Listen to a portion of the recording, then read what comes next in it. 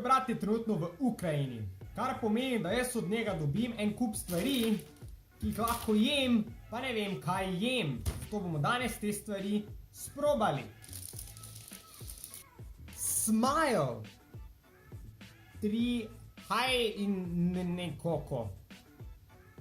3 haj in nekako. Po slikici sledeč je to neka stvar, ki ima peno in karamelo. Jaz sem mislil, da je to ful manjša stvar, da so samo taki mali bombončeki. Ta sladica je večja od moje samozavesti.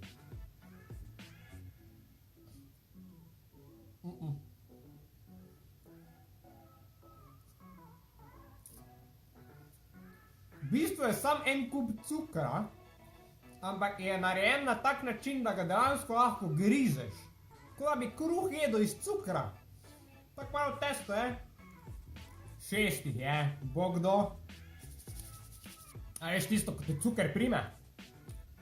To je ena zanimiva stvar. Namreč, zdaj idite v komentar dol pa napišite, če lahko uganete, kaj je to.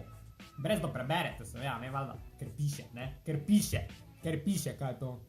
To je namreč ukrajinski čips.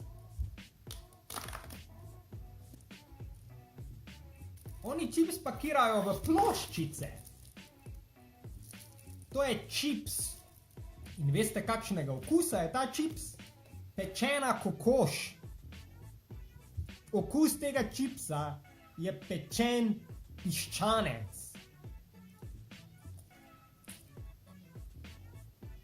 Sploh ni bad.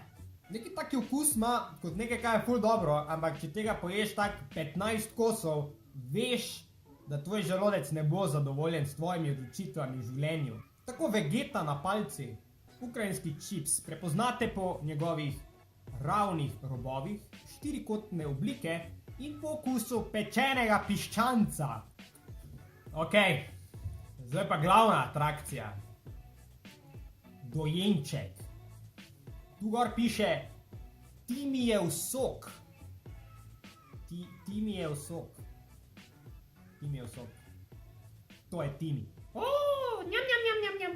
Fora je, da jaz sploh ne vem, če je to sok, ali je to mleko, ali je to neki gel. Pač jaz domnevam, da glede na to, da on to na žlico je ok, da lahko jaz to na žlico jem. Rajem žlico.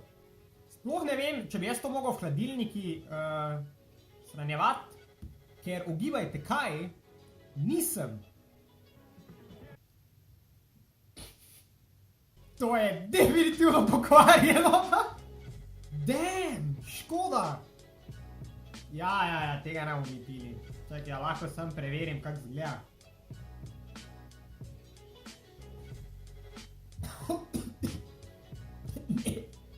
Škoda, Timi, nikoli ne bomo vedeli, kaj poskušaš. Ne. To je bila današnja epizoda kulinarične dobrine iz tujine. Z Rokom.